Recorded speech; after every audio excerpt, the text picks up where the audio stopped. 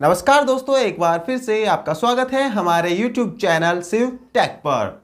दोस्तों, आज की इस वीडियो में हम एक और पाइथन का क्वेश्चन आपके लिए लेकर आ चुके हैं जो आपके पाइथन की नॉलेज को एक स्टेप और आगे बढ़ा देगा। तो चलिए बिना टाइम गवाए अपने कंप्यूटर स्क्रीन पर चलते हैं और अपने इस क्वेश्चन को भी देख लेते हैं। तो अब हम आ चुके हैं अपनी कंप्यूटर स्क्रीन पर। तो सबसे पहले अपना प्रोग्राम देख लेते हैं क्या है। हमारा प्रोग्राम है व्हाइल स्टेटमेंट का प्रयोग करते हुए नंबर इनपुट करने के लिए एक प्रोग्राम लिखें और निम्न प्रारूप में 10 तक गणितीय टेबल प्रिंट करें। जैसे 3 की टेबल प्रिंट करनी है तो 3 × 1 = 3। तो इस तरह से हमें टेबल प्रिंट करनी है। एक नंबर यूज़र से इनपुट करना है, जो नंबर यूज़र इनपुट करेगा उसी नंबर की हमें टेबल प्रिंट करके यूज़र को दिखा देनी है। तो ये सिंपल सा प्रोग्राम हमें बनाना है।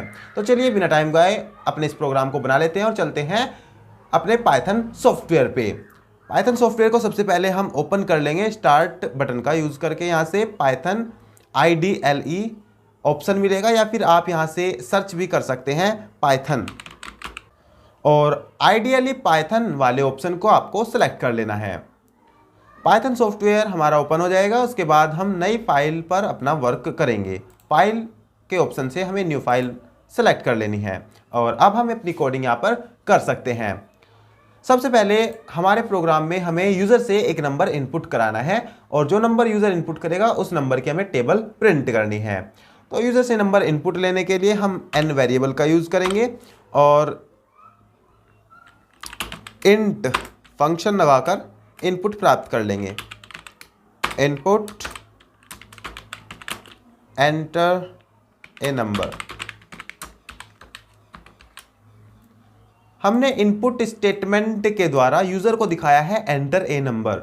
यूज़र एंटर ए नंबर देखेगा तो वो एक नंबर एंटर कर देगा, इनपुट कर देगा। इनपुट स्टेटमेंट उस नंबर को प्राप्त कर कर इंट को दे देगा और इंट उस नंबर को पूर्णांक में बदलकर n वेरिएबल में स्टोर कर देगा। उसके बाद हम इस नंबर की टेबल प्रिंट करेंगे। टेबल 1 से लेकर 10 तक होती है, तो इसलिए हम एक लूप का प्रयोग करेंगे इस वर्क को करने के लिए। अगर हमें किसी काम को बार बार करने की ज़रूरत होती है तो उस समय हम लूप का प्रयोग करते हैं। अब हम यहाँ पे व्हाइल लूप का यूज़ करेंगे। व्हाइल लूप में एक कंट्रोल वेरिएबल की ज़रूरत पड़ती है। हम कंट्रोल वेरिएबल c ले लेते हैं और c में एक वैल्यू रख लेते हैं 1, क्योंकि हमारा लूप पहली बार वर्क करेगा तो हम c की वैल्यू 1 रखेंगे स्टार्टिंग में। उसके बाद व्हाइल लूप की स्टार्टिंग करनी है हमें व्हाइल लूप। व्हाइल लूप के अंदर हमें कंडीशन लिखनी होती है कितनी बार हमें अपना वर्क कराना है। जब तक c यानी कंट्रोल वेरिएबल की वैल्यू छोटी रहेगी या बराबर रहेगी 10 से, तब तक हमारा लूप कार्य करता रहेगा। क्योंकि हमें 10 बार अपना लूप चलाना है तो 1 से लेकर 10 तक हमारा वर्क होगा और 10 से आगे जाते ही हमारा लूप खत्म हो जाएगा, टर्मिनेट हो जाएगा।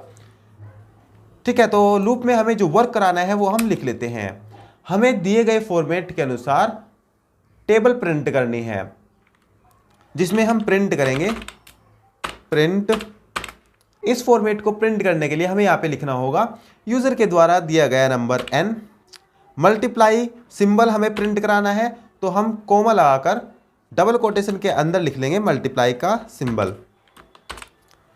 उसके बाद हमें 1 to 10 काउंटिंग भी प्रिंट करानी है और 1 to 10 काउंटिंग जो हमारा कंट्रोल वेरिएबल है इसके पास रहेगी। अभी c की वैल्यू 1 है और आगे ये इंक्रीज होती रहेगी, तो यहाँ पर हम कंट्रोल वेरिएबल का यूज़ करेंगे।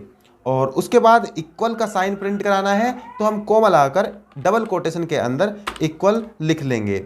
उसके बाद हमें इन दोनों की मल्टीप्लाई को भी प्रिंट कराना है। प्रिंट कराने के लिए हम यहाँ पर सिंपल दोनों की मल्टीप्लाई कर देंगे n × c, और उसके बाद हम ब्रैकेट को ऑफ कर देंगे और यहाँ पर आगे हम कंट्रोल वेरिएबल की वैल्यू को 1 इंक्रीज कर देंगे। c में हम 1 को इंक्रीज कर देंगे और जो भी वैल्यू आएगी वो हम c में ही रख देंगे। अब एक बार इस प्रोग्राम का आउटपुट देख लेते हैं। सबसे पहले इस प्रोग्राम को हम सेव करते हैं, उसके बाद इसका आउटपुट चेक करेंगे।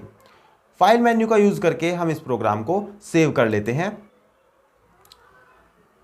हम इस प्रोग्राम को प्रिंट टेबल नाम देंगे। प्रिंट टेबल नाम रखने के बाद हम इसे सेव कर लेते हैं और F5 शॉर्ट की मदद से इसे रन कर लेते हैं।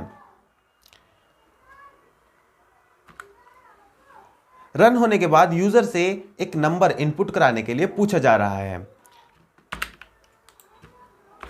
जो भी नंबर हम यहाँ पे इनपुट करेंगे उस नंबर की टेबल प्रिंट हो जाएगी।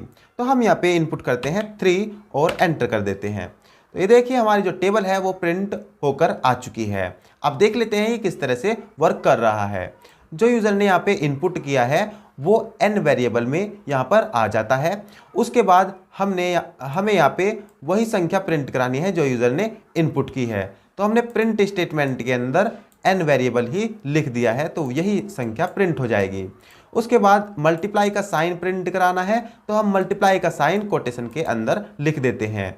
कोटेशन के अंदर वे वैल्यू लिखी जाती हैं जो हमें जो का त्यों प्रिंट करानी है। मल्टीप्लाई का सिंबल जो का त्यों प्रिंट कराना है तो हमें ये कोटेशन के अंदर लिखना है।